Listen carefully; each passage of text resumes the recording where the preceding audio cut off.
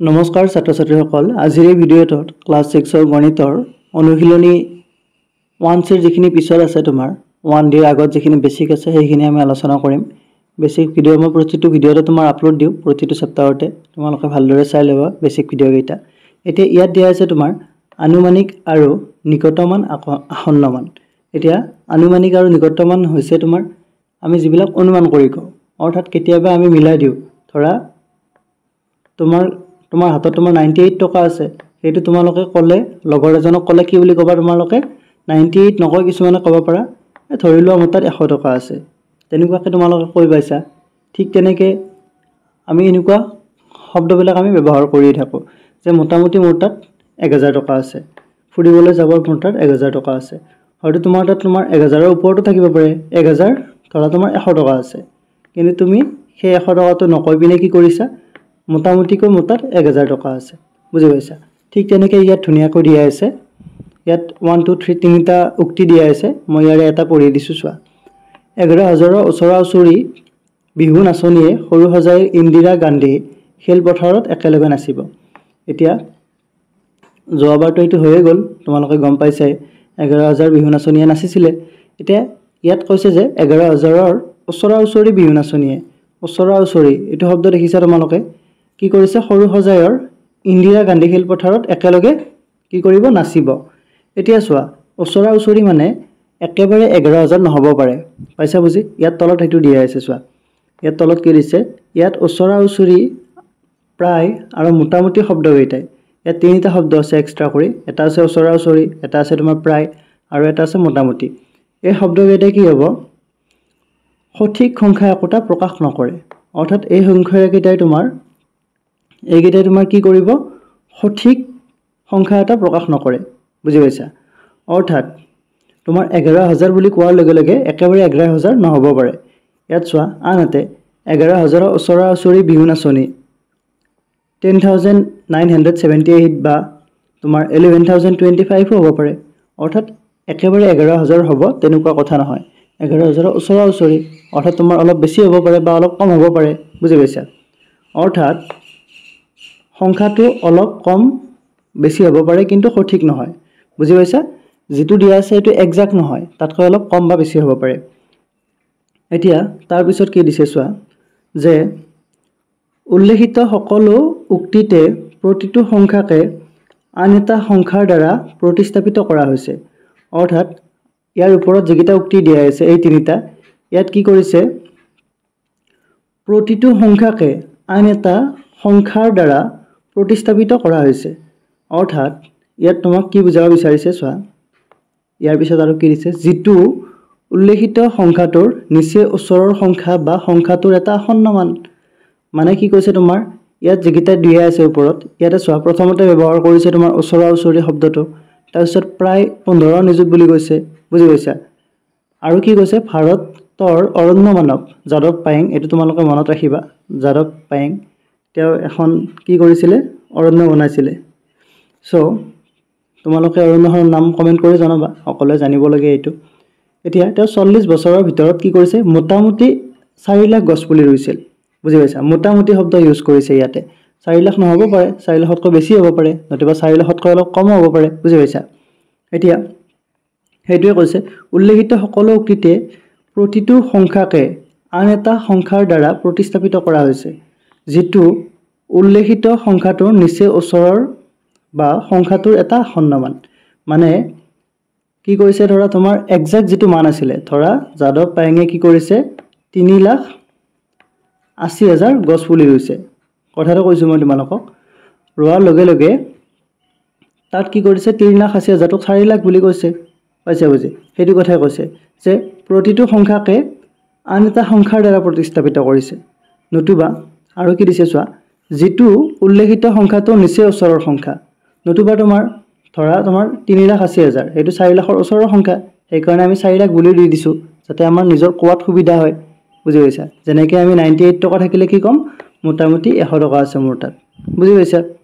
নতুবা 1100 টকা আছে পিকনিক খাবলৈ যাব ওলাইছো তেতিয়াহলে আমি লব কি কম কেতিয়াবা নকব পাৰো যে মোৰ তাত 1100 টকা আছে যে আমি এনেকৈ ক'ব পাৰো যে মোৰ তাত 1000 টকা আছে আৰু 100 টকাটো তোমালোকে ভাবি ল'বা যে এইটো আছে লগত লাগিব পিছত তেনেকুৱা আৰু ইয়াৰে পিছত তোমাৰ কি লাইন দিয়া আছে চোৱা এই সংখ্যাটোকে কোৱা হয় এই সংখ্যা মানে তোমাৰ সংখ্যা যেটো আমি ইউজ কৰিম নিচে ওচৰৰ সংখ্যা বা সংখ্যাটোৰ এটা আসন্ন মান বুজি পাইছা আসন্ন মান মানে কি হেবিলাক আমি পাই যাম পিছত এতিয়া চোৱা সেই যেটো আমি সংখ্যা ইউজ কৰিম সেই সংখ্যাটোক কি বুলি কোৱা হয় সংখ্যাটোৰ ইয়াত ধুনীয়াকৈ দিছে চোৱা সংখ্যাটোৰ এটা নিৰ্ধাৰিত স্থানীয় মানলৈ নিকটতম মান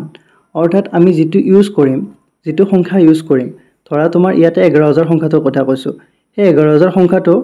কি হ'ব তোমাৰ আমি এইটোৰ পৰা এইটো পাব পাৰো ঠিক তেনেকৈ এইটোৰ পৰা এইটো পাব পাৰো এটা চোৱা সংখ্যাটোৰ এটা নিৰ্ধাৰিত স্থানীয় মানলৈ এটা স্থানীয় মান তোমালোকে বুজি পোৱা এতিয়া এই শূন্যৰ স্থানীয় মান কি হ'ব শতকত আছে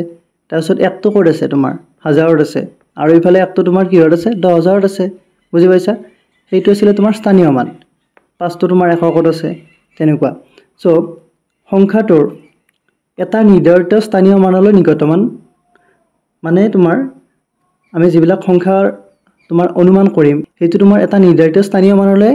আমি আসন্ন মান উলিয়াম নিৰ্ধাৰিত স্থানীয় মান মানে তোমালোকক ধৰা তোমাৰ এইটো এটা সংখ্যা আছে সংখ্যাটো আছে তোমাৰ 11025 ইয়াৰ যদি স্থানীয় মান 10 লৈকে আমি উলিয়াও তেতিয়ালে সেই 25 টো তোমাৰ 30 হৈ যাব অৰ্থাৎ 11030 হৈ যাব কিন্তু আমি এইটো যদি হাজাৰত উলিয়াও এইটো যদি স্থানীয় মানটো হাজাৰত উলিয়াও তেতিয়ালে এইটো তোমাৰ কি হৈ যাব তোমাৰ বেলেগ হৈ যাব বুজি পাইছা এতিয়া আমি হেইটো শিকিলে তোমালোকে একেবাৰে ভালদৰে বুজি পাবা এতিয়া এইটো ক্ষেত্ৰত চোৱা এইটোত কি কৰিছে তোমাৰ হাজাৰত উলিয়াইছে 10000 কিমান আছে 10978 আছে এটা তোমাৰ 500 তকৈ বেছি আছে ইয়াত হাজাৰত যদি আমি আসন্ন মান উলিয়াও তেতিয়ালে এইটো 500 তকৈ বেছি আছে 900 কিমান আছে তোমাৰ 78 আছে এইখিনি তোমাৰ কি হৈ যাব তোমাৰ 1000 হৈ যাব অৰ্থাৎ এইটো তোমাৰ 11000 হৈ যাব ঠিক তেনেকুৱা এইটো আমি বাৰু ভালদৰে শিকিলম এতিয়া চোৱা আৰু কি দিয়া আছে আৰু কি কৈছে চোৱা এই ক্ষেত্ৰত সঠিক শব্দটোৰ সমান অৰ্থাৎ যেটো এইটো সঠিক শব্দ আছে ই সমান বুজাব সঠিক মানে তোমাৰ ইংৰাজীত কি হ'ব যেটো আমি এক্সাক্ট বুলি কম ওপৰত তোমালোকে পাবাই যেটো আমি এক্সাক্ট বুলি কম এক্সাক্টে কি বুজিব তোমাৰ সমান বুজাব এক্সাক্টটো তোমাৰ সমান হ'ব তাৰ পিছত যেটো আনুমানিক মান আছে আনুমানিক মান মানে হৈছে তোমাৰ যেটো এস্টিমেশন আমি যেটো অনুমান কৰো এস্টিমেশন এই আনুমানিক মানে কি বুজাব তোমাৰ আসন্ন মান বুজি পাব আসন্ন মান মানে এপ্ৰক্সিমেট ভ্যালু বুজাব বুজি পাইছা অৰ্থাৎ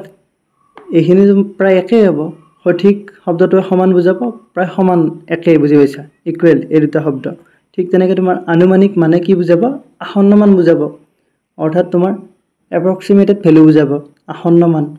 আনুমানিক মানটোক কি বুলি কয় তোমাৰ এস্টিমেটেড ভ্যালু যেটো আমি অনুমান কৰো সেই আনুমানিক মানক মানে কি বুজাব তোমাৰ আসন্ন মান বুজাব সো একে কথা দুইটা সো আনুমানিকতা প্ৰক্ৰিয়াটোকে প্ৰকৃত সমাধানৰ এটা অতি ওচৰৰ সংখ্যা পাবলৈ সহায় কৰে এতিয়া যেটো আনুমানিকতা প্ৰক্ৰিয়াটোৱে অৰ্থাৎ আমি যেটো কৰিম যেটো আমি অনুমান কৰিম যিবিলাক সংখ্যা আমি অনুমান কৰি পিনে বেলেগ কৰি লিখিম সেই যেটো আছে হি কি কৰে তোমাৰ যেটো আমি একচুৱেল মান থাকে সেই একচুৱেল মান তোমাৰ এটা ওচৰৰ সংখ্যা পোৱাত সহায় কৰে বুজি পাইছা কিন্তু ই কেতিয়াও প্ৰকৃত বা সঠিক উত্তৰ নহয় কিন্তু আমি যেটো মান পাম সেইটো মানে কেতিয়াও প্ৰকৃত নহয় মানে একদম সমান নহয় বা ইকুৱেল নহয় বুজি পাইছা সো হেতুৱে আমি যেটো এনসাৰ পাম হেতু তোমাৰ একচুৱেল নহয় একচুৱেলটো অলপ বেলেগ হ'ব কিন্তু তাৰ ওচৰা ওচৰি হ'ব হেতুৱে আৰু সো ইয়াৰ পিছত কি দিছে চোৱা চাৰ্টখন চালে আমি গম পাম তলৰ সংখ্যাবোৰ চোৱা আৰু নিকটতম 10 লৈ আসন্ন মান নিৰ্ণয় কৰা এতিয়া ডাইৰেক্টলি ইয়াত দি দিছে ইয়াত কেইটামান সংখ্যা চাব দিছে 70 ৰ পৰা 80 লৈকে আছে ইয়াত 10 লৈকে কি কৰিব দিছে আসন্ন মান উলিয়াব দিছে এতিয়া চোৱা 72 এই যেটো সংখ্যা আছে এইটো সংখ্যা তোমাৰ 80 ৰ ওচৰত আছে নে তোমাৰ 70 ৰ ওচৰত আছে obviously 70 ৰ ওচৰত আছে এতিয়া যদি 72 ৰ তোমাৰ 10 লৈ আসন্ন মান উলিয়াব লাগে আমি কি লিখিম 72 আসন্ন মানটো হ'ব তোমাৰ 70 হ'ব ঠিক তেনেকৈ তোমাৰ 77 এইটো তোমাৰ 80 ৰ ওচৰত আছে না তোমাৰ 80 ৰ ওচৰত আছে সো এইটো নিশ্চয় তোমাৰ 77 টু 80 ৰ ওচৰত আছে সো 77 ৰ আসন্ন মান কি হ'ব তোমাৰ 80 হ'ব বুজি পাইছা হেতুৱে আৰু একেবাৰে সিম্পল ঠিক তেনেকৈ ইয়াত আৰু এটা কথা মন কৰিব লাগিব যেতিয়া তোমাৰ 75 থাকিব এতিয়া 75 টো তোমাৰ মাজতে পৰি যাব হয়নে সো যদি মাজতে পৰি যায় হেতু কি কৰিব লাগিব আমি 80 ফালে যাব লাগিব এতিয়া যদি তোমালোকক যে খুদি দিয়ে কোনোবাই যে 75 ৰ আসন্ন মান কি হ'ব তেতিয়ালে কি হ'ব তোমাৰ 80 এতিয়া কিতাপত তোমাৰ এইখিনি ডাইৰেক্টলি এনেকুৱাকে দিয়া আছে মই যদি একেবাৰে সিম্পলি ক'ব লাগে তোমাৰ কি কম মই 10 লৈ আসন্ন মান 10 লৈ আসন্ন মান হয়নে এটো কি হ'ব তোমাৰ চোৱা প্ৰথমতে আমি সংখ্যা ল'ব লাগিব তোমাৰ 0 1 2 3 4 5 6 7 8 9 10 এতিয়া ইয়াত 10 লৈকে মই লিখি লৈছো নহয় জানো এতিয়া 10 লৈকে লিখি ললে কি হ'ব চোৱা তোমালোকক যদি ইয়াৰে আসন্ন মান উলিয়াব দিও ধৰা তোমাক মই যদি কও 10 লৈ আসন্ন মান উলিয়াব লাগে 2 ৰ তেতিয়ালে তোমালোকে ডাইৰেক্টলি 0 বুলি কবা বুজি পাইছা ঠিক তেনেকৈ তোমালোকে যদি 4 ৰ উলিয়াব লাগে যেটো এটো দুটা ভাগত ভাগ কৰা 10 মই এখিনি তোমাৰ যদি অলপ ভালদৰে লিখি দিও এখিনি ধৰা তোমাৰ অলপ সমান হিচাপত লিখি দিও 0 1 2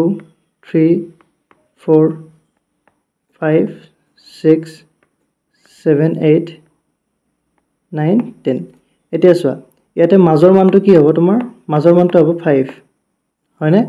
তাৰপিছত প্ৰথমত আছে 0 তাৰপিছত আছে তোমাৰ 10 পালা বুজি সো এতিয়া আমি আসন্ন মান উলিয়ালে এই গেটা চাব লাগিব 0 5 আৰু 10 অৰ্থাৎ আমি যদি 0 পৰা 4 লৈকে চাও এগিটাৰ আসন্ন মান কৰিলে আমি কি পাম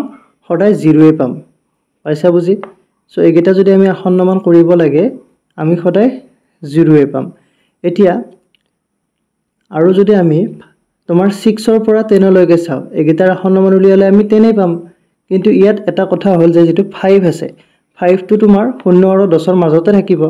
কিন্তু 10 ৰ মাজত থাকিলেও এই 5 টোক আমি কি কৰিম 5 টো যেতিয়া আসন্ন মান উলিয়াম এইটো তোমাৰ 10 লৈকে লৈ যাম অৰ্থাৎ তোমালোকে এইখিনি কি কৈ আছে যদি ভালদৰে বুজি পোৱা নাই মই জাস্ট এটা एग्जांपल দিম তেতিয়া তোমালোকে বুজি পাবা এতিয়া एग्जांपलটো কেনেকুৱা ধৰা তোমাৰ 20 নহব বাৰু 20 দিলে তোমাৰ এটো ইজি হৈ গল 20 যদি আসন্ন মান উলিয়াব লাগে 10ত 20 যদি 10ৰ আসন্ন মান উলিয়াব লাগে 20 হ'ব সো মই এটা বেলেগ সংখ্যা লও 24 ইয়াৰ আসন্ন মান উলিয়াব লাগে 10ত বুজি পাইছা 10ত উলিয়াব লাগিলে আমি কি চাব লাগিব আমি 0 পৰা 10 লৈকে সংখ্যা কিটা ভাবিব লাগিব অৰ্থাৎ আমি এককৰ ঘৰৰ স্থানৰ অংকটো চাব লাগিব এককৰ স্থানৰ অংকটো চাম আমি যেতিয়া কি কৰিম 10 লৈ আসন্ন মান উলিয়াম ইয়াত কি চাব লাগিব এককৰ স্থানৰ অংক চাব লাগিব এককৰ স্থানৰ অংক পাইছা বুজি তোমালোকে এটো মনত ৰাখিবা 10 ৰ যদি আমি আসন্ন মান উলিয়াও তেতিয়ালে কি কৰিব লাগিব এককৰ স্থানৰ অংক চাব লাগিব ইয়াত তোমালোকে ব্ৰেকেটত লিখি দিব পাৰা এককৰ ঘৰৰ বা স্থানৰ অংক এককৰ স্থানৰ অংকটো আমি চাব লাগিব এককৰ স্থানৰ অংকটো তোমাৰ ম্যাক্সিমাম এটো তোমাৰ 0 পৰা 9 লৈ হ'ব পাৰে বুজি পাইছা সো 0 পৰা 9 লৈ হলে এত 10 টো bare কোনো কামতে নাহিব বুজি পাইছা নে সো 0 পৰা এটো 9 লৈ হ'ব পাৰে অংক গেটা হলে ইয়াত যদি তোমাৰ 4 তকৈ তোমাৰ সৰু থাকে বা 4 লৈকে থাকে হেতু তোমাৰ 0 কৰি দিব লাগিব আৰু যদি তোমাৰ 4 তকৈ ডাঙৰ থাকে অৰ্থাৎ 5 ৰ পৰা 9 লৈকে থাকে হেতু তোমাৰ 10 হৈ যাব অৰ্থাৎ মই যদি 24 ৰ কি কৰো আসন্ন মান উলিয়াও হেতু কি হ'ব তোমাৰ প্ৰথম তোমালোকে ভাঙি ল'ব লাগিব 20 + 4 কৰি দিব লাগিব এতিয়া চোৱা তোমালোকে 20 + 4 এটো কি হ'ব তোমাৰ 20 প্লাস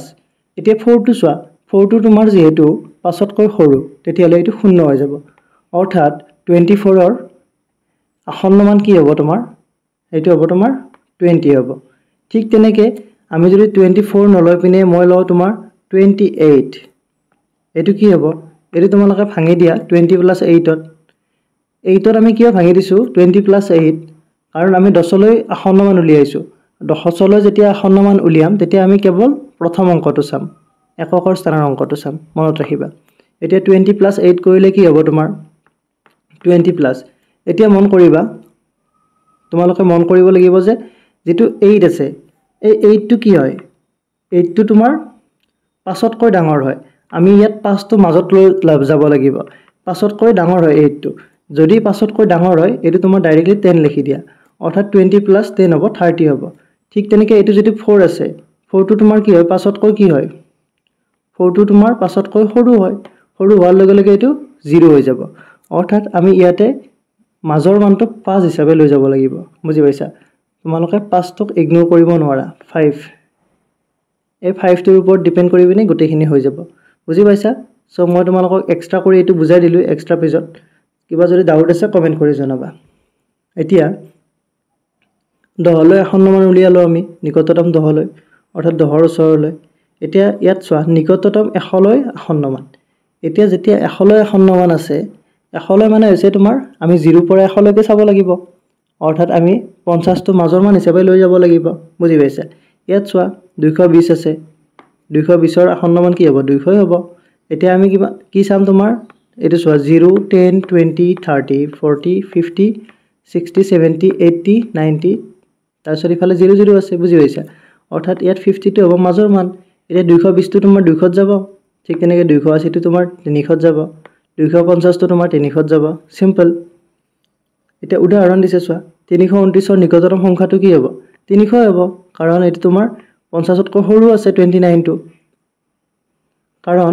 329 সংখ্যাটো 400 তকৈ 300ৰ বেছি ওচৰত আছে দেখিছা ইয়াত 300ৰ বেছি ওচৰত আছে বুলি কৈছে কিন্তু একচুয়াল কথাটো হ'ল এইটোৱে যে তোমাৰ 50 তকৈ এইফালে আছে তোমালোকে মনত ৰাখিলে হ'ল যেনেকৈ বুজি পোৱা তোমালোকে এতিয়া আৰু এটা দিয়া আছে তোমাৰ 4874 ৰ নিকটতম সংখ্যাটো এতিয়া ইয়াত তোমাৰ নিকটতম সংখ্যা চাব দিছে এতিয়া চোৱাচোন ইয়াত যদি আমি 100 লৈ নিকটতম চাও ইয়াত তোমাৰ 74 টো কি হয় 74 টো তোমাৰ 50 তকৈ ডাঙৰ হয় অৰ্থাৎ এইখিনি তোমাৰ 100 হৈ যাব 100 হৈ গলে 800 ৰ লগত 100 যোগ কৰিলে কি হ'ব 900 হ'ব অৰ্থাৎ 4900 এতিয়া ইয়াত কি দিছে 4800 তকৈ 4900 ৰ বেছি ওচৰত আছে এই সংখ্যাটো সিম্পল ঠিক তেনেকৈ নিকটতম 1000 লৈ এখন মান এতিয়া 1000 লৈ এখন মান কৰিলেও হে একে হ'ব এতিয়া হেতু বস্তু ইয়াত ধুনিয়াকৈ বুজাই দিব মই প্ৰথমতে তোমালোকক ইয়াতে 0 পৰা 100 লৈকে বুজাই দিও এতিয়া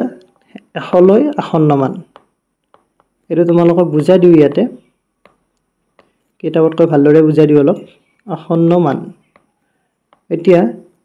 100 লৈ এখন মান হলে প্ৰথমতে আমি চাম 0 তাৰপিছত তোমাৰ 0 পৰা 1 2 3 এনেকৈ যাই থাকিব ডট দিছো মই এখিনি বা এখিনি তোমাৰ বেঙুনিয়া কৰি দিছো এতিয়া নেক্সট তোমাৰ কি হ'ব 50 হ'ব 50 টো হ'ব তোমাৰ মাজত 50 টো তোমাৰ মাজৰ মান বুজি পাইছা এটো মাজত থাকিব তাৰ পিছত আকৌ ডট কৰি যাই থাকিব এটো কি হলৈকে যাব তোমাৰ 100 লৈকে যাব বুজি পাইছা আমি যেহেতু 100 লৈ এখন মান উলিয়াম এতিয়া তোমালোকে মন কৰিবা যেতিয়া কোনো সংখ্যাৰ আমি 100 লৈ এখন মান উলিয়াম সংখ্যাটোৰ আমি একক আৰু দশকৰ স্থানৰ অংকটো চাব লাগিব ইয়াত মই সাইডত লিখি দিছো একেবাৰে ইম্পৰ্টেন্ট হয় এখিনি প্ৰথমতে এককৰ স্থান বুলি লিখি দিছিলো এতিয়া একক আৰু দশকৰ স্থান চাব লাগিব একক আৰু দশকৰ স্থান চাব লাগিব পাইছা বুজি এতিয়া মই উদাহৰণ দিলে তোমালোকে বেছি ভালকৈ বুজি পাবা ধৰা তোমালোকক মই একেবাৰে সিম্পল উদাহৰণ দিও যদি কিতাপত থকা ধৰণে দিও ধৰা তোমাৰ 220 এতিয়া এটো চোৱা এতিয়া 220 আছে এতিয়া মই তোমালোকক বুজাই দিলো যে 100 লৈ যেতিয়া সন্মান আমি উলিয়াব লাগে তেতিয়া আমি 50 টো চাব লাগিব এতিয়া আৰু কি চাব লাগিব একক আৰু দশকৰ স্থানটো চাব লাগিব সংখ্যাটোৰ এতিয়া 220 ৰ একক আৰু দশকৰ স্থান কি এটো 220 তোমাৰ 20 টো চাব লাগিব একক আৰু দশকৰ স্থান হোৱাৰ লগে লগে বুজি পাইছা এতিয়া 220 টো তোমাৰ কেনেকৈ লিখিব পাৰিবা তোমালোকে 200 + 20 লিখিব পাৰিবা পাইছা বুজি এতিয়া 200 আৰু এপ্ৰক্সিমেট যেতিয়া হ'ব তেতিয়া সমান চিন একচুয়ালি দিব নালাগে মই এটা সমান চিন নিদিও বাৰু এটো চোৱা এতিয়া 200 এতিয়া 20 টো কি হয় তোমাৰ 20 টো তোমাৰ 50 তকৈ সৰু হোৱাৰ লগে লগে এটো আমি 0 লিখি দিম অৰ্থাৎ এটো 200 হ'ব 220 ৰ আসন্ন মান কি হ'ব তোমাৰ 100 লৈ যদি আমি আসন্ন মান উলিয়াও হেতু 200 হ'ব ঠিক তেনেকৈ আমি যদি 280 উলিয়াও কিতাপত থকা ধৰণে 280 ইয়াতো আমি কি চাব লাগিব 80 টো চাব লাগিব আমি চাম একক আৰু দশকৰ স্থানৰ অংক এতিয়া হেতু আমি কেনেকৈ লিখিব পাৰো 280 200 + 80 লিখিব পাৰো পাইছা বুজি এতিয়া 200 80 টো কি হ'ব তোমাৰ 80 টো তোমাৰ 50 তকৈ ডাঙৰ হ'ব আমি যেতিয়া 100 আসন্ন মান উলিয়াম তেতিয়া আমি চাব লাগিব 100 তকৈ আধা 50 50 টো তোমাৰ মাজৰ মান এতিয়া 80 টো তোমাৰ যেহেতু 50 তকৈ ডাঙৰ আমি কি লিখিম হে 80 টো তোমাৰ 100 লিখি দিম বুজি পাইছা কাৰণ আমি 100 লৈ কি উলিয়াই আছো আসন্ন মান উলিয়াই আছো ঠিক তেনেকৈ আমি যেতিয়া 10 লৈ আসন্ন মান উলিয়াই আছিলো তেতিয়া তোমাৰ পাছতকৈ ডাঙৰ হলে তোমাৰ 10 লিখি দিছিলো সেই কাৰণে এটো তোমাৰ 28 to 30 হৈ গৈছিল তাৰপিছত 24 to 20 হৈ গৈছিল পাছতকৈ সৰু আছিল বাবে ঠিক তেনেকৈ ইয়াতো তোমাৰ হেতুৱে আৰু 280 টো তোমাৰ কি হ'ব এই তোমাৰ 300 হৈ যাব ঠিক তেনেকৈ তোমাৰ 250 টো হলে কি হ'ব তোমালোকৰ এইটো ডাউট থাকিব তে 250 টো তোমালোকে কি লিখিব পাৰা 200 + 50 লিখিব পাৰা এতিয়া 50 টো কি হয় 50 টো তোমাৰ 50 কৈ ডাঙৰ নহয় সৰু নহয় 50 টো 50 ৰ সমান হয় পাইছা বুজি 50 টো 50 সমানে হ'ব সমান হোৱাৰ লগে লগে আমি কি লিখিব পাৰো 200 প্লাস এই 50 টো কি হ'ব তোমাৰ 100 লিখিব পাৰো আমি অৰ্থাৎ এটো কি হ'ব তোমাৰ 300 পালা বুজি সো তোমালোকে কি বুজি পালা যে ইয়াতে 50 তকৈ ওপৰত যিখিনি থাকিব একক আৰু দশকৰ স্থানত সেইখিনি তোমাৰ 100 লৈ গুচি যাব অৰ্থাৎ মই যদি 200 ৰ ঘাইটো লও এতিয়া তোমালোকে মন কৰা 250 ৰ পৰা 280 লৈকে সৰি 300 লৈকে 250 ৰ পৰা 300 লৈকে যিমানবোৰ থাকিব সেইবিলাকৰ যদি আমি আসন্ন মান উলিয়াও সকলোবোৰ 300 হ'ব ঠিক তেনেকৈ তোমাৰ 200 ৰ পৰা যদি মই তোমাৰ 249 লৈকে আসন্ন মান উলিয়াও সেইবিলাক কি হ'ব সব সেইবিলাক সব 200 তে আহিব সিম্পল ঠিক তেনেকৈ এতিয়া আমি চাম নিকটতম হাজাৰলৈ আসন্ন মান এতিয়া হাজাৰলৈ আসন্ন মানটো চাম চোৱা হাজাৰৰ আসন্ন মান উলিয়াবৰ বাবে আমি তলৰ নিয়ম কেইটা অনুসৰণ কৰিব লাগিব আগতে মই গোটেইকেইটা নিয়ম কৰি দিলোৱে তোমালোকক সেইকেইটাই হ'ব চোৱা হাজাৰলৈ আসন্ন মান উলিয়াব লগা সংখ্যাটোৰ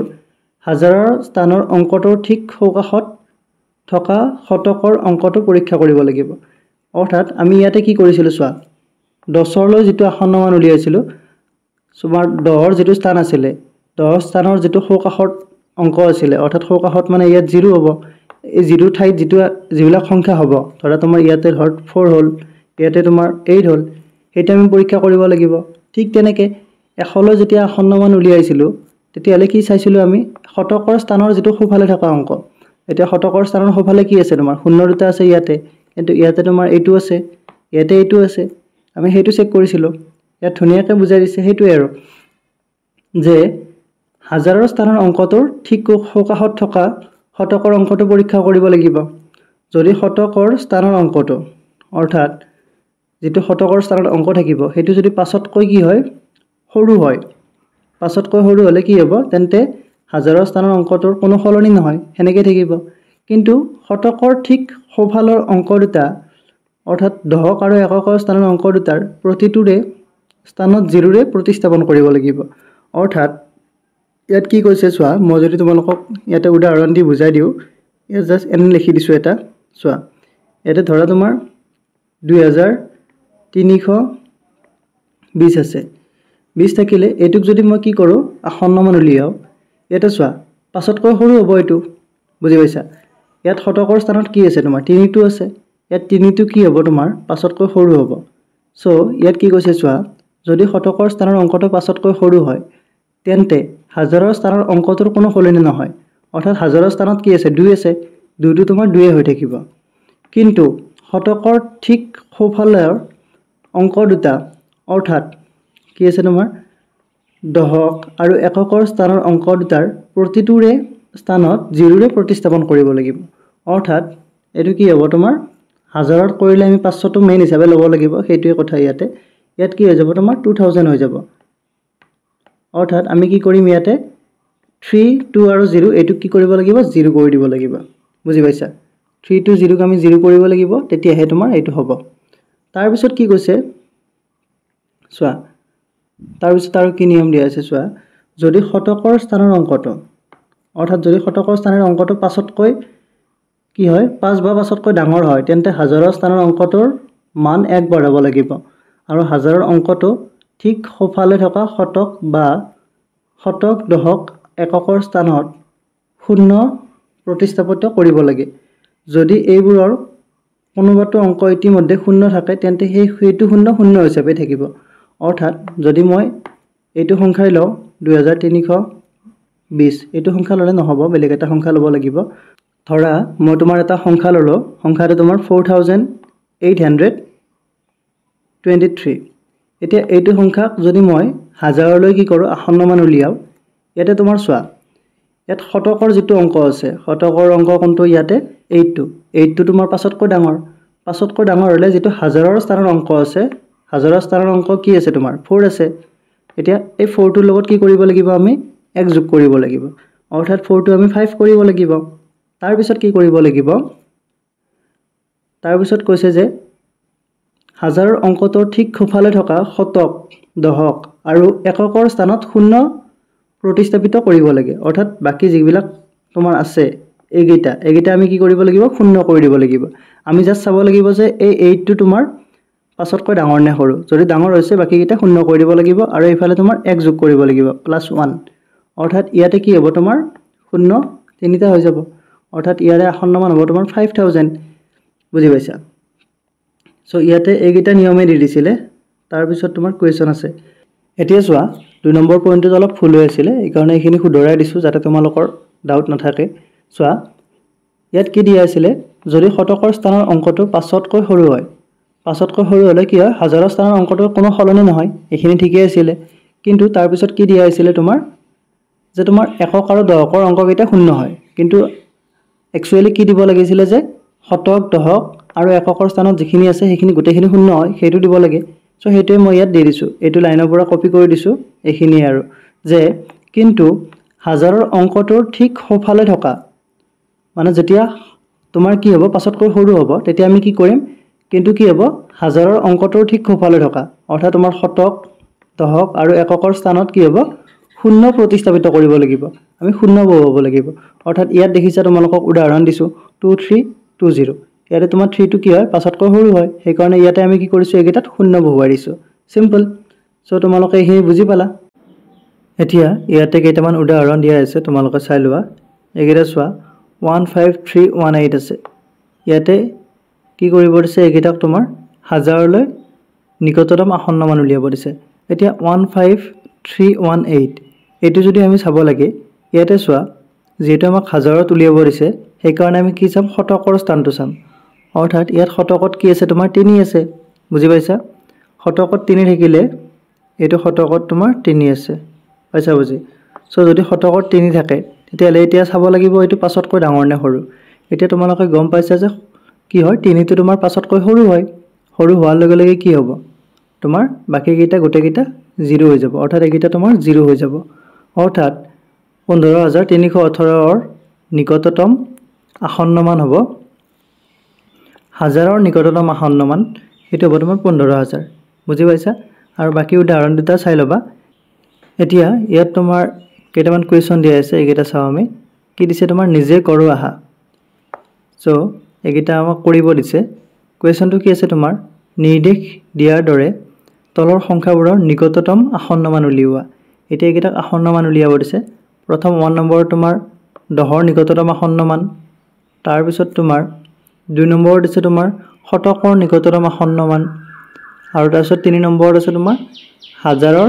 নিকটতম আসন্ন মান এতিয়া এগিটা কৰি দিছো তলত চোৱা নিজে কৰো আহা তোমালোকে ট্ৰাই কৰিবা এখিনি যদি কিবা ডাউট আছে জাস্ট মিলাই চাবৰ বাবে মই এখিনি তোমালোকক কৰি দিছো কিন্তু তোমালোকে এটো নিজে ট্ৰাই কৰি লবা আৰু এটো পেজ নম্বৰ কিমানত আছিল তোমাৰ নিজে কৰো হাটো আছিল তোমাৰ পেজ নম্বৰ 21 ত সাইডত লিখি দিছো পেজ 21 এতিয়া 1 নম্বৰটোত কি দিয়া আছিল তোমাৰ 10ৰ নিকটতম স্থানলৈ আসন্ন মান উলিয়াব দিছে সো ওয়ান সলিউশন প্ৰথম দিয়া আছে তোমাৰ 57 সো 57 ৰ কি হ'ব 10ৰ নিকটতম আসন্ন মান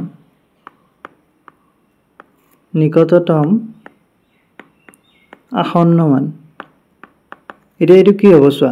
57 টোৰ নিকটতম আসন্ন মান আমি তাৰ বাবে কি চাব লাগিব ইয়াতে 7 টো চাব লাগিব মই 7 টো ইয়াতে গ্ৰীন কালাৰ কৰি দিছো 7 টো চাব লাগিব এতিয়া তোমালোকে চোৱা 7 টো তোমাৰ 5 তকৈ ডাঙৰ নে সৰু এতিয়া তোমালোকে গম পাইছা যে কি হয় 7 টো তোমাৰ 5 তকৈ ডাঙৰ অৰ্থাৎ আমি এটো কি লিখিব পাৰিম 50 + 7 লিখিব পাৰিম পাইছা বুজি আৰু 50 + 7 হেতু আমি কি কৰিব পাৰিম 50 + 7 টো তোমাৰ এই যেটো 7 আছে 7 টো আমি 10 লিখিব পাৰিম কাৰণ এটো তোমাৰ কি হয় 5 তকৈ ডাঙৰ সো তোমালোকে এটো কি কৰিব পাৰিবা 50 প্লাস এই 7 টো 10 লিখিব পাৰিবা ইজ ইকুৱেল টু এটা কি হ'ব এটো 60 হ'ব আৰু কাৰণটো বুজি পাইছা কাৰণটো হৈছে তোমাৰ ইয়াতে লিখি দিছো ব্ৰ্যাকেটত যে 5 less than 7 7 টো কি হয় 5 তকৈ ডাঙৰ হয় সেই কাৰণে এটো 60 হ'ব বুজি পাইছা আৰু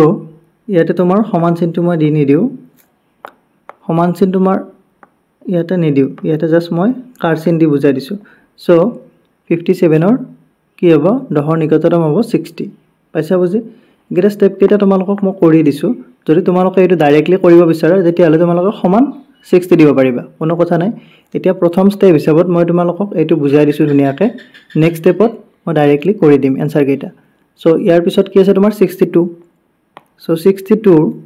বুজি পাইছা 62 10 ৰ নিকটতম আসন্ন মান এটো কি হ'ব ডাইৰেক্ট লিখিব পাৰিবা তোমালোকে এটো হ'ব তোমাৰ 60 কাৰণ কি হৈছে তোমাৰ দুইটো কি হয় দুইটো তোমাৰ 5 তকৈ সৰু হয় সিম্পল ঠিক তেনেকৈ তোমাৰ আছে 71 টো হে একে হ'ব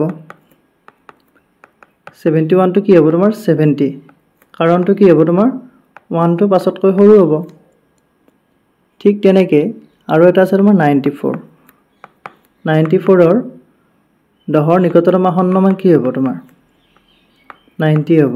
কাৰণ 4 less than 5 বুজি পালা এতিয়া আমি চাম তোমাৰ 2 নম্বৰটো 2 নম্বৰটোত কি কৰিব দিছে তোমাৰ টু সলিউশন 2 নম্বৰটোত তোমাৰ শতকৰ নিকটতম স্থানলৈ আসন্ন মান উলিয়াব দিছে অৰ্থাৎ আমাক প্ৰথম দিয়া আছে 118 সো 118 ৰ কি হ'ব তোমাৰ শতকৰ নিকটতম আসন্ন মান পাইছা বুজি এটো কি হ'ব তোমালোকে ডাইৰেক্টলি লিখিব পাৰিবা মই জাস্ট এবাৰ বুজাই দিম চোৱা ইয়াতে শতকত আমি কি চাব লাগিব শতকৰ পিছত যেটো দুটা অংক আছে অৰ্থাৎ আমি একক আৰু দশকৰ অংক কেইটা চাব লাগিব এতিয়া তোমালোকক কিতাপত দিয়া হিচাপত এইটো 1 টো যদি 5 তকৈ সৰু হয় তেতিয়া হলে তোমালোকে এইটো ডাইৰেক্টলি এখিনি 0 কৰি দিবা আৰু যদি 5 তকৈ ডাঙৰ হয় তেতিয়া হলে শতকৰ একল এই যেটো 1 আছে একল লগত 1 যোগ কৰিব লাগিব অৰ্থাৎ শতকৰ স্থানৰ অংকটোৰ লগত 1 বঢ়াই দিব লাগিব নতুবা তোমালোকে যদি বুজি লোৱা যে এটো যদি 50 তকৈ সৰু থাকে এইখিনি 50 তকৈ সৰু থাকিলে কি কৰিবা তোমালোকে ডাইৰেক্টলি এনেকৈ লিখি দিবা এইখিনি 0 কৰি দিবা বুজি পাইছা আৰু যদি 50 তকৈ ডাঙৰ থাকে এটো কি কৰিবা 1 টো বঢ়াই দিবা সিম্পল সো ইয়াতে কি হ'ব তোমাৰ এটো হ'ব তোমাৰ 100 কাৰণ কি হ'ব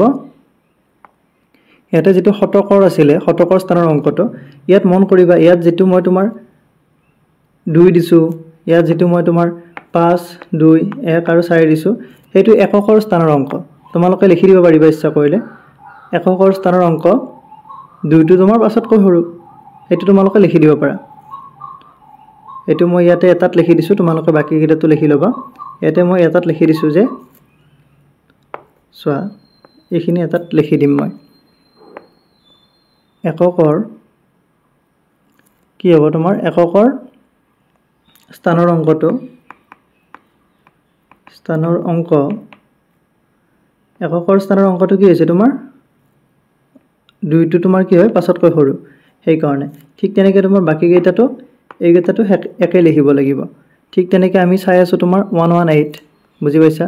এতিয়া 118 চাই থাকিলে এটো 100 হ'ব আৰু আমি 118 চোৱাৰ লগে লগে কি হ'ব তোমাৰ যেটো আমি দশকৰ স্থানৰ অংক চাব লাগিব অৰ্থাৎ তোমালোকে কি লিখি দিবা মই ইয়াত তলত লিখি দিছো অলপ চোৱা ইয়াত তোমালোকে ব্ৰেকেটত লিখিবা দশকৰ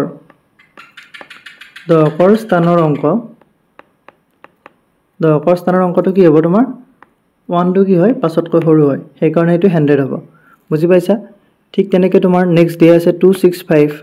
এটা 265 ৰ শতকৰ নিকটতম আসন্ন মান কি হ'ব হেতু হ'ব তোমাৰ চোৱা 265 এতিয়া দেখিছা তোমালোকে ইয়াতে তোমাৰ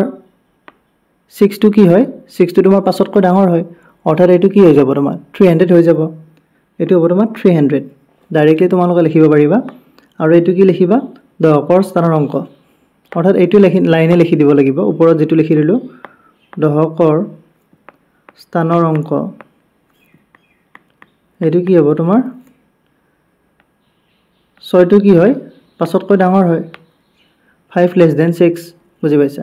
সেই কাৰণে 300 হৈছে ঠিক তেনেকৈ তোমাৰ 332 আছে এইটো তোমাৰ কি হ'ব 332 এটা 3 টো তোমাৰ 5 তকৈ সৰু সো এইটো 300 হ'ব তোমালোকে এইটো লিখি লবা দশকৰ স্থানৰ অংক কি হ'ব 3 less than 5 তেনেকৈ লিখি লবা ঠিক তেনেকৈ তোমাৰ আছে 695 হলে কি হ'ব তোমাৰ এইটো হ'ব তোমাৰ 700 পাইছা বুজি এতিয়া ইয়াত তোমাৰ কি হৈছে 9 টো 5 তকৈ ডাঙৰ সেই কাৰণে কি হ'ব 6 ৰ লগত 1 যোগ হৈ যাব 700 হ'ব আৰু সাইডত লিখি লবা দশকৰ স্থানৰ অংকটো কি হয় 5 তকৈ ডাঙৰ হয় যেটো 5 less than 9 সিম্পল এতিয়া আমি চাম তোমাৰ 3 নম্বৰটো 3 নম্বৰটো কি দিয়া আছে চোৱা 3 সলিউশন 3 নম্বৰটো তোমাৰ হাজাৰলৈ কি কৰিব দিছে আসন্ন মান উলিয়াব দিছে সো প্ৰথমটো দিয়া আছিল তোমাৰ 3462 সো 3462 কি হ'ব হাজাৰৰ নিকটতম আসন্ন মান পাইছা বুজি হাজাৰৰ নিকটতম আসন্ন মান হেতু কি হ'ব চোৱা এতিয়া আমি ইয়াত শতকৰ অংকটো চাব লাগিব ইয়াত 4 আছে 4 টো যেহেতু 5 তকৈ সৰু হয় সৰু হোৱাৰ লগে লগে এটো কি হৈ যাব তোমাৰ বাকি কেইটা শূন্য হৈ যাব অৰ্থাৎ 3000 হ'ব ইয়াত তোমালোকে ব্ৰেকেটত কি লিখিবা ব্ৰেকেটত লিখিব লাগিব আগৰ নিচিনাকৈ যে শতকৰ স্থানৰ অংক কি আছিল তোমাৰ 4 টো কি হয় 5 তকৈ সৰু হয় সিম্পল ঠিক তেনেকৈ আৰু দিয়া আছে 7115 ইমানৰ হাজাৰৰ নিকটতম আসন্ন মান উলিয়াব লাগে হেতু কি হ'ব হেতু তোমাৰ যেটো শতকৰ স্থানত কি আছে তোমাৰ 1 আছে হেতু কি হয় 5 তকৈ সৰু হয় সৰু হোৱাৰ লগে লগে এটো কি হ'ব তোমাৰ অনলি 7000 হ'ব যেটো 1 টো কি হয় 5 তকৈ সৰু হয় ঠিক তেনেকৈ তোমাৰ 5066 ইমানৰ হাজাৰৰ নিকটতম আসন্ন মান কি হ'ব এতিয়া চোৱা ইয়াত 0 আছে 0 থকাৰ লগে লগে আৰু কি হ'ব 5 তকৈ সৰু হৈ গ'ল অৰ্থাৎ 5000 এ হ'ব 0 টো কি হয় 5 তকৈ সৰু হয় সিম্পল ঠিক তেনেকৈ আৰু এটা আছে তোমাৰ 7119 এটো তোমাৰ 7119 টো তোমাৰ ইয়াৰ আগৰটো দৰে একে এটো আৰু এটো সেমে বুজি পাইছা সো ইয়াৰ কি হ'ব ইয়াৰ তোমাৰ হাজাৰৰ আসন্ন মান হ'ব তোমাৰ 7000 পালা বুজি 1 টো কি হয় 5 তকৈ সৰু হয় ঠিক তেনেকৈ আৰু এটা আছে তোমাৰ 9600 ইমানৰ হাজাৰৰ নিকটতম আসন্ন মান কি হ'ব এটো হ'ব তোমাৰ 10000 হ'ব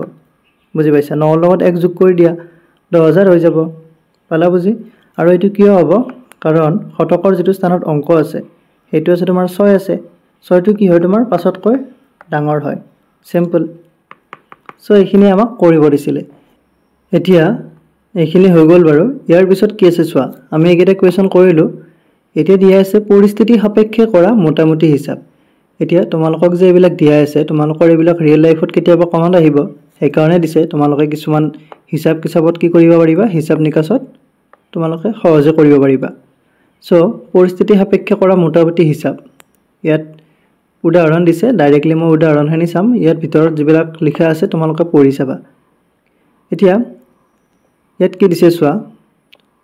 যোগফল আৰু বিয়োগফল এতিয়া আমি মোটামুটি ভাবে কি কৰিব পাৰো যোগও কৰিব পাৰো বিয়োগও কৰিব পাৰো উদাহৰণ দিছে চোৱা ইয়াতে এইটো সংখ্যা দিয়া আছে আৰু এইটো সংখ্যা দিয়া আছে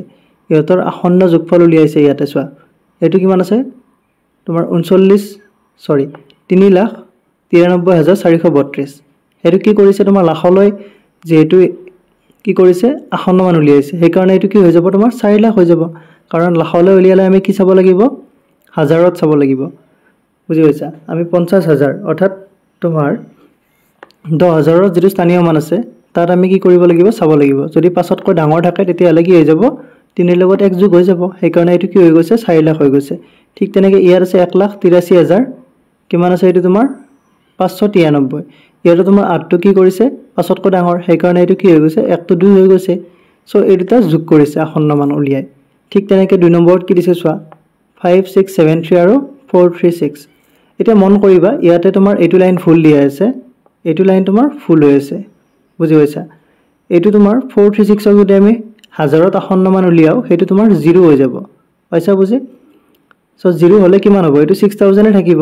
কিন্তু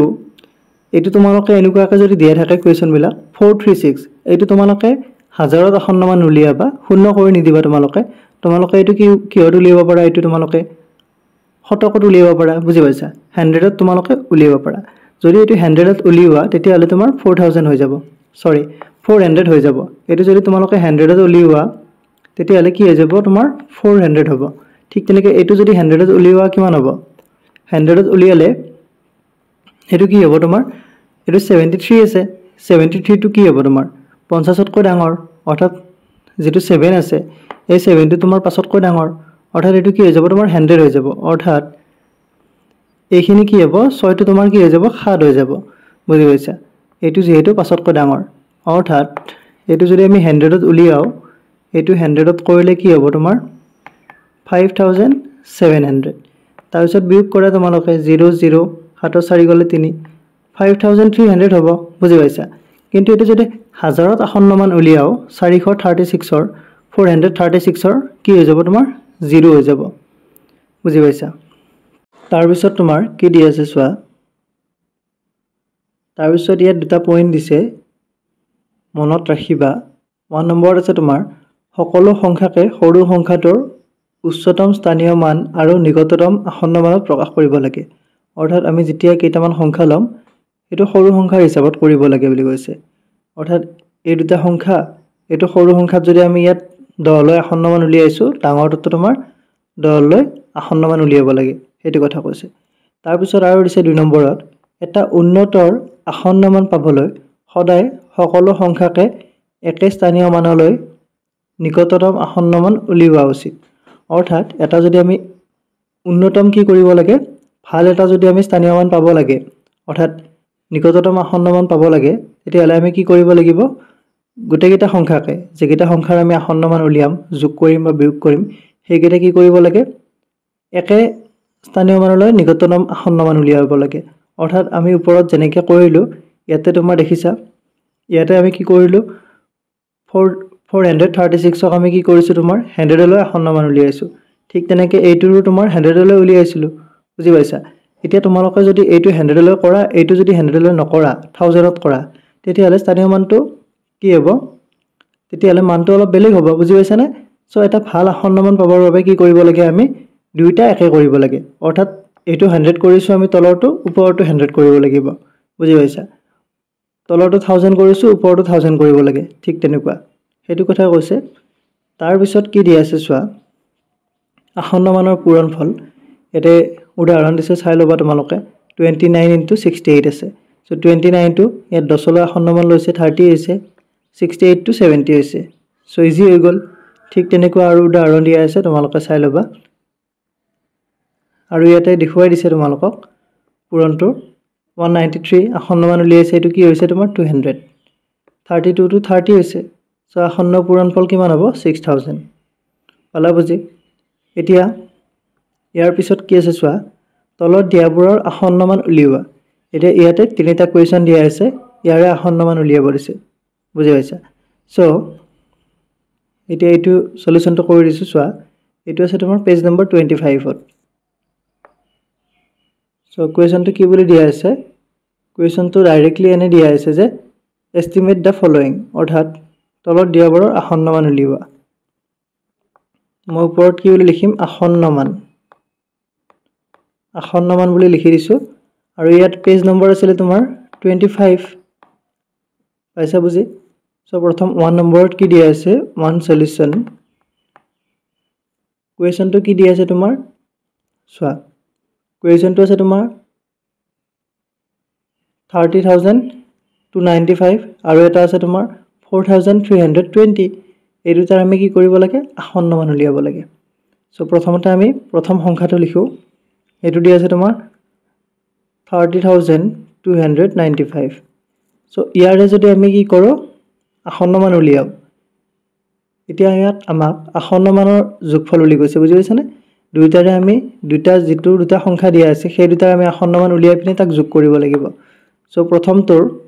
এতিয়া আৰু এটা দি আছে সৰুটো আছে তোমাৰ এটো ডাঙৰ সংখ্যা সৰুটো দি আছে 4320 এতিয়া আমি কি কৰিম সৰুটোৰ হিচাপত আসন্ন মান উলিয়াম অৰ্থাৎ আমি যদি এইটোত যদি তোমাৰ 1000ত কৰো এইটোত 1000ত কৰিম আৰু এইটোত যদি তোমাৰ 100ত কৰো এইটোত 100ত কৰিম বুজি পাইছা এতিয়া এইটো আমি কিহত কৰিম তোমাৰ সোৱা এইটো তোমাৰ আমি 1000ত কৰিব পাৰিম পাইছা বুজি সো এইটো যদি আমি 1000ত কৰো তেতিয়ালে ইয়াত কি হ'ব সোৱা এইটো ইমানৰ হাজাৰৰ আসন্ন মান হাজাৰৰ আসন্ন মান বুজি পাইছা এইটো হাজাৰৰ আসন্ন মান কি হ'ব তোমাৰ is equal to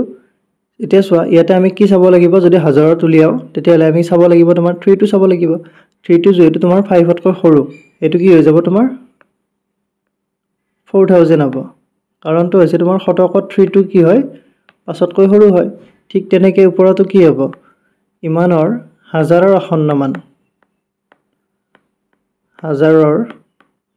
আসন্ন মান কি হ'ব is equal to এটো হ'ব তোমাৰ ইয়াত সোৱা আমি শতকৰটো চাব লাগিব ইয়াতো শতকত চালে ইয়াত 2 আছে 2 টো তোমাৰ কি হয় 5 তকৈ সৰু হয় সো এইখিনি কি হৈ যাব 30000 হৈ যাব পাইছা বুজি তিনিটা শূন্য দিয়া সো 2 less than 5 এতিয়া এইখিনি যোগ আছে প্লাস আছে সো ইহতৰ আসন্ন মান উলিয়ালে কি হ'ব সো আসন্ন মানৰ যোগফল কি হ'ব দেখি লিখিম ইয়াতে আসন্ন মানৰ কি হ'ব যোগফল বা আসন্ন যোগফল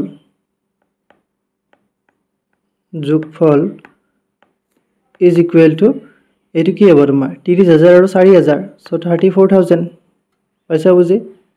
সিম্পল আছিল এইখিনি এতিয়া নেক্সট তোমাৰ 2 নম্বৰটো চাও টু সলিউশন 2 নম্বৰটো কি দিয়া আছে তোমাৰ 8999 আৰু 7025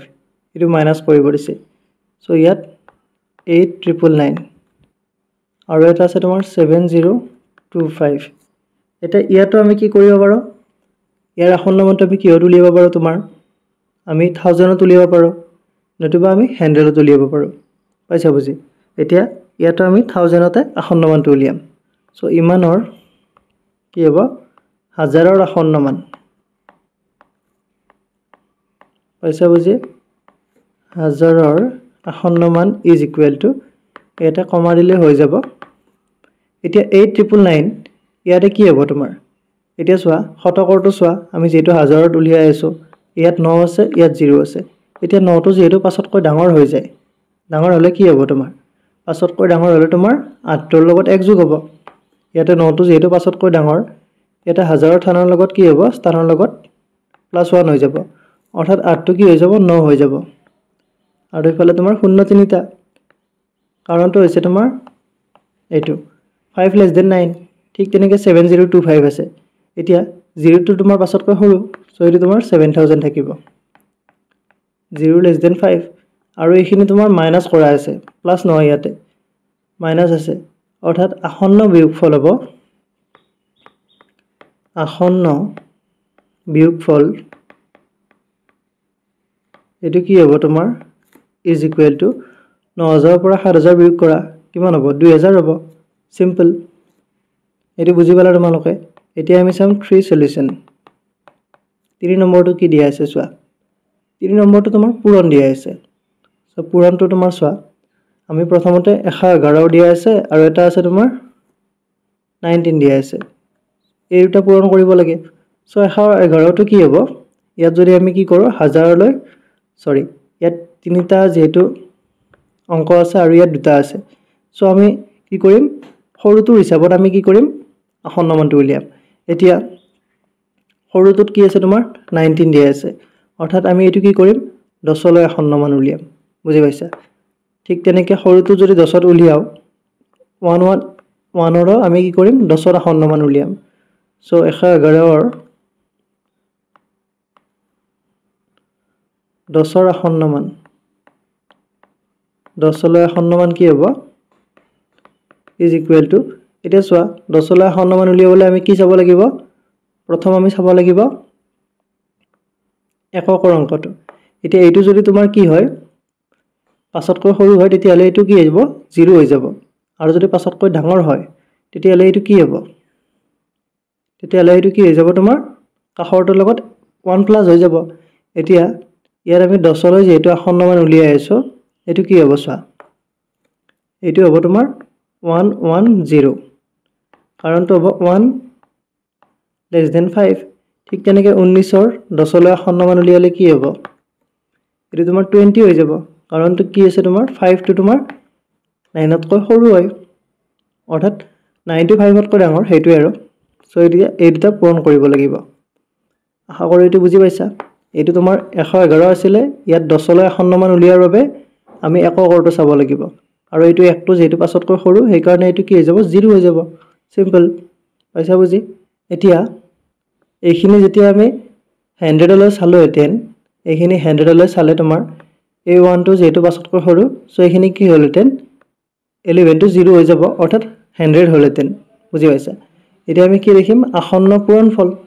বুজি পাইছা সো কি হ'ব এটো আসন্ন পূৰণফল কি হ'ব তোমাৰ 2 ৰে 11 পূৰণ কৰা 11 পূৰণ কৰিলে হ'ব 2 গুণ 2 2 গুণ 2 2 ৰে এটুক আৰু এটুক 22 হ'ব আৰু এফালে শূন্য দুটা লগ লগাই দিলে হৈ গল ইয়াৰ এটা অৰ্থাৎ 2200 2200 সিম্পল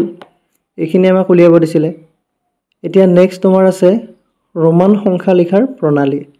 বুজি পাইছা ৰোমান সংখ্যা লিখাৰ প্ৰণালী আৰু তোমাৰ ইয়াৰ পিছত আছে তোমাৰ এটা এইটো